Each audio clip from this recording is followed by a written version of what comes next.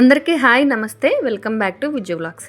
ఈరోజు వీడియోలో కొబ్బరితో చేసుకునే 2 రకాల స్వీట్స్ మీతో షేర్ చేస్తున్నాను. ఒకటి వచ్చేసి కొబ్బరి పాలతో చేసే కొబ్బరి జున్ను, మరొకటి వచ్చేసి తురుముతో చేసుకునే కొబ్బరి బర్ఫీ. రెండు కూడా చాలా బాగుంటాయండి. ఇంట్లో చిన్న చిన్న అకేషన్స్ లేదా పార్టీకి సింపుల్గా చేసుకోవాలి, అలాగే డెలిషియస్గా ఉండాలి అంటే ఇంట్లో పచ్చి కొబ్బరికాయలు మిగిలిపోయి ఏదైనా టేస్ట్గా క్విక్గా చేసుకోవాలి రెసిపీస్ ఏవైనా అనుకుంటే ఈ రెసిపీస్ మీరు ట్రై చేయొచ్చు.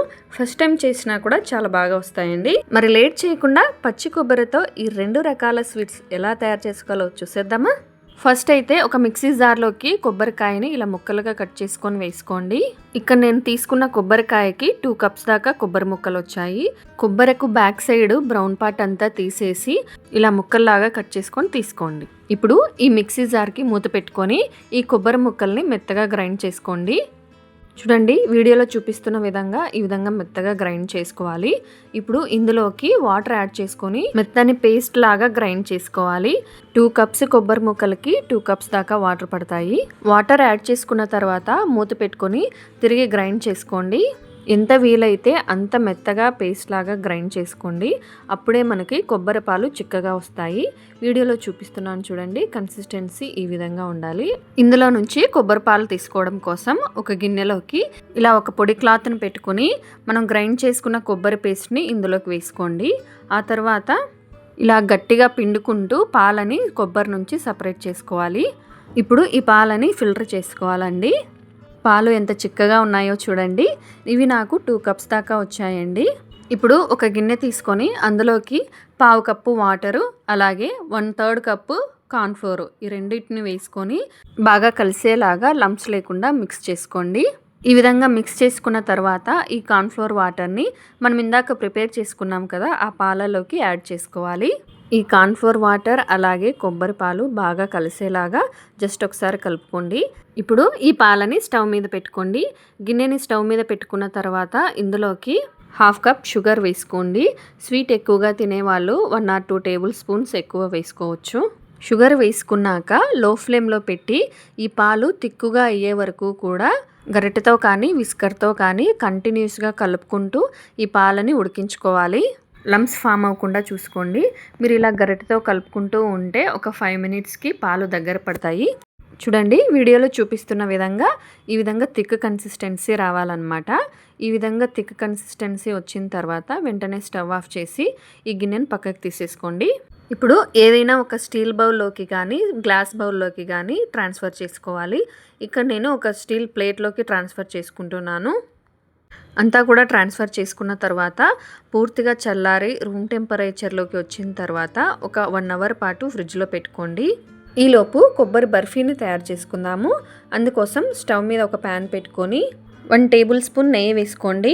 నెయ్యి హీట్ అయిన తర్వాత మనం కొబ్బరి పాలు పిండుకున్నాక కొబ్బరి పిప్పి ఉంటుంది కదా, దాన్ని ఈ నెయ్యిలోకి వేసుకొని కొద్దిసేపు ఫ్రై చేసుకోండి. కాసేపటికి ఈ కొబ్బరి అంతా కూడా నెయ్యిలో వేగిపోయి మంచి వాసన వస్తుందండి. అంతవరకు కూడా ఈ గరిటెతో కలుపుకుంటూ ఫ్రై చేసుకోండి కొబ్బరిని. ఇలా కొబ్బరిని ఫ్రై చేసుకున్న తర్వాత ఇందులోకి 1/3 కప్ షుగర్ వేసుకోండి. స్వీట్ ఇష్టపడే వాళ్ళు 1/2 కప్ షుగర్ వేసుకోండి. అలాగే ఈ పంచదారకు బదులుగా బెల్లమైనా వేసుకోవచ్చు.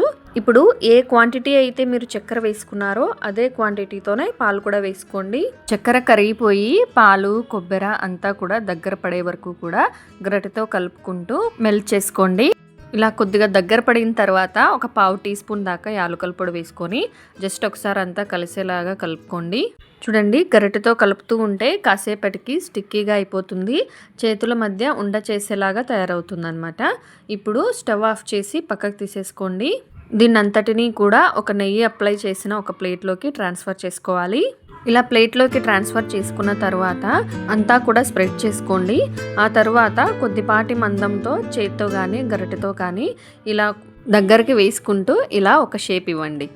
ఇలా ఒక షేప్ చేసుకొని మీకు నచ్చిన డ్రై ఫ్రూట్స్తో కానీ సిల్వర్ లీవ్స్తో కానీ గార్నిషింగ్ చేసుకోండి. ఇక్కడ నేను ఓన్లీ పిస్తా మాత్రమే వేస్తున్నాను. ఒకసారి అంతా ప్రెస్ చేసుకొని పూర్తిగా చల్లారే వరకు కూడా పక్కన పెట్టేసేయండి. మనం ఫ్రిడ్జ్లో పెట్టాం కదా కొబ్బరి జున్నుని, 1 అవర్ అయిపోయిందండి. సో బయటికి తీసి చూపిస్తున్నాను. సైడ్స్కి ఇలా నైఫ్తో కానీ స్పాచులాతో కానీ స్క్రాప్ చేస్తే లూజ్ అయిపోతుంది. ప్లేట్ పెట్టి బోర్లిస్తే ఈజీగా వచ్చేస్తుందండి.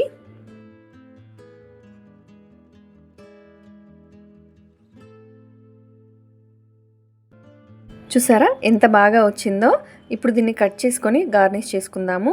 మీకు ఇష్టం వచ్చిన డ్రై ఫ్రూట్స్ తోటి గార్నిష్ చేసుకోవచ్చండి. నేను ఇక్కడ పిస్తా మాత్రమే యూజ్ చేస్తున్నాను. పిస్తాతో పాటుగా కుంకుమ పువ్వు అలాగే రోజ్ పెటల్స్ తోటి గార్నిష్ చేస్తున్నానండి. ఈ విధంగా గార్నిష్ చేస్తే పార్టీలకు వచ్చేస్తుంది.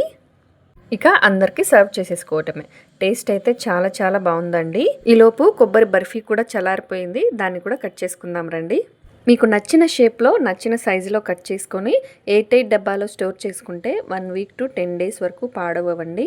ఇక టేస్ట్ అంటారా, చెప్పక్కర్లేదు. కొబ్బరి బర్ఫీ అలాగే కొబ్బరి జున్ను రెండు కూడా వేటికవేనండి. అలాగే సింపుల్గా త్వరగా చేసుకోగలిగే రెసిపీస్. మీరు కూడా ఒకసారి ఇంట్లో ట్రై చేయండి. ట్రై చేసిన తర్వాత మీ ఫీడ్బ్యాక్ని నాతో షేర్ చేసుకోవడం మర్చిపోవద్దు. వీడియో నచ్చితే లైక్ చేయండి. మీ ఫ్రెండ్స్కి రిలేటివ్స్కి షేర్ చేయండి. మరిన్ని రెసిపీస్ కోసం విజ్జు వ్లాగ్స్ ఛానల్ని సబ్స్క్రైబ్ చేయండి.